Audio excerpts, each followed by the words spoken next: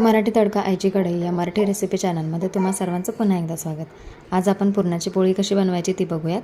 त्यासाठी सगळ्यात आधी आपण पीठ मळून घेऊ. तर पिठामध्ये थोडीशी हळद घालायची म्हणजे पुरणाच्या पोळ्यांना खूप छान रंग येतो.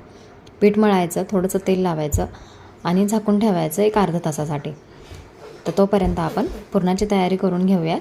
1 तास आधीपासून डाळ भिजत ठेवली होती. डाळ चांगली मऊसूद अशी झालेली आहे. आता जास्त टाईम लागणार नाही. कुकरमध्ये आपण 4 ते 5 शिट्ट्या करून घेऊ. त्याने काय होईल, चांगली मऊसूद डाळ आपली शिजून तयार होईल. आता बघू शकता डाळ पण आपली चांगली मऊसूद झालेली आहे. आता यामध्ये जे काही एक्स्ट्राचं पाणी असेल ते आपण काढून घेऊया. त्यासाठी मी इथं मोठी चाळणी घेतली. डाळ ही 10 मिनटासाठी याच्यावर ठेवली. जे काही पाणी होतं सगळं खाली काढून घेतलं आणि डाळ कढईमध्ये परतून घेण्यासाठी घातली. आता ही चांगली पूर्ण परतून घ्यायची कोरडी होईपर्यंत.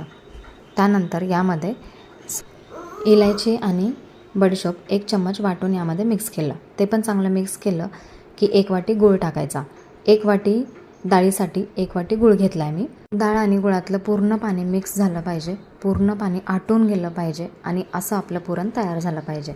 मी डार्क रंगाचा गूळ वापरला आहे, त्यामुळे इथं पुरणाचा कलर पण डार्क आलेला आहे. आता याला 1 तासभर फॅनखाली ठेवूयात किंवा थंड होईपर्यंत फॅनखाली ठेवून घ्या. नंतर आपण पीठ चांगलं सॉफ्ट करून घेऊ, मळून घेऊ.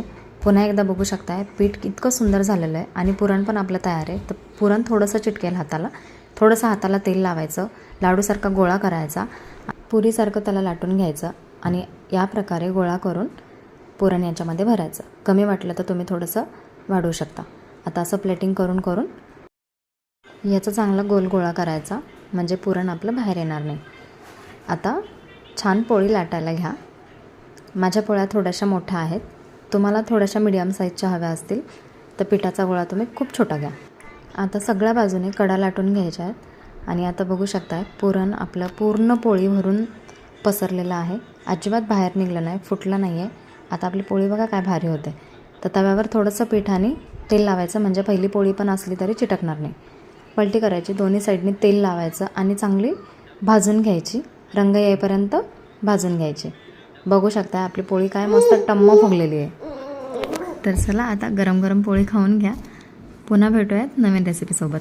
तोपर्यंत खात राहा मस्त आणि खुश राहा. थँक्यू.